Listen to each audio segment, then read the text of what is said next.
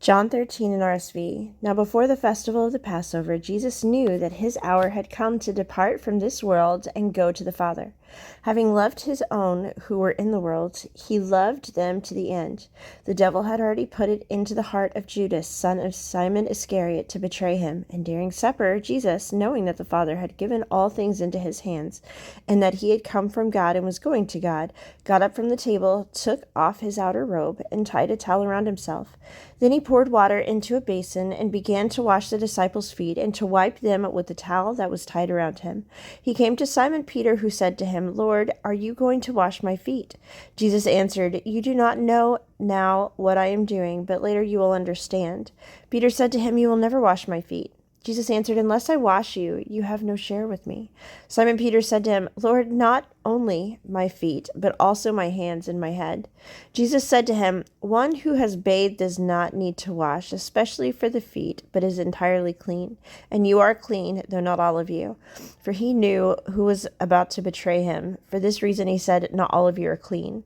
After he had washed their feet, he put on his robe and had returned to the table, and he said to them, "Do you know what I have done for you? To you? You call me teacher and Lord, and you are right, for that is who I am.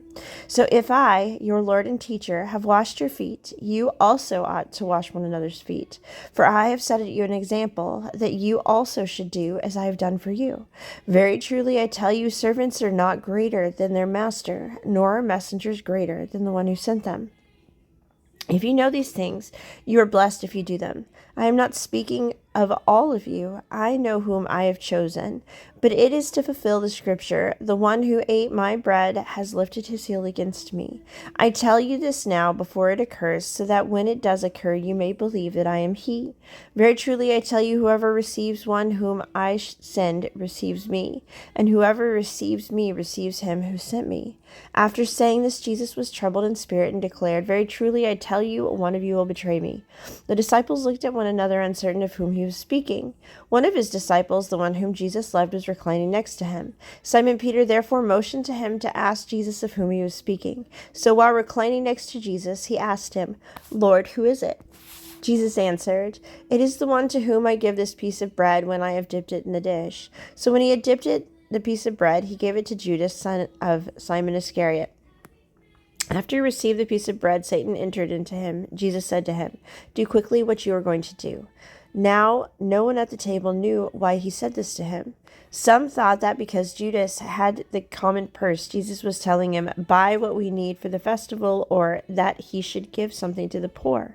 So after receiving the piece of bread, he immediately went out, and it was night. When he had gone out, Jesus said, "Now the Son of Man has been glorified, and God has been glorified in him.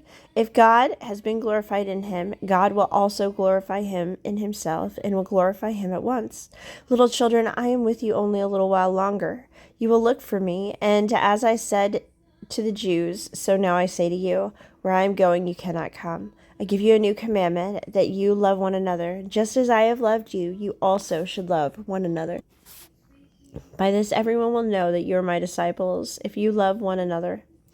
Simon Peter said to him, "Lord, where are you going?" Jesus answered, "Where I am going you cannot follow me now, but you will follow afterward." Peter said to him, "Lord, why can I not follow you now? I will lay down my life for you." Jesus answered, "Will you lay down your life for me? Very truly I tell you, before the cock crows, you will have denied me 3 times."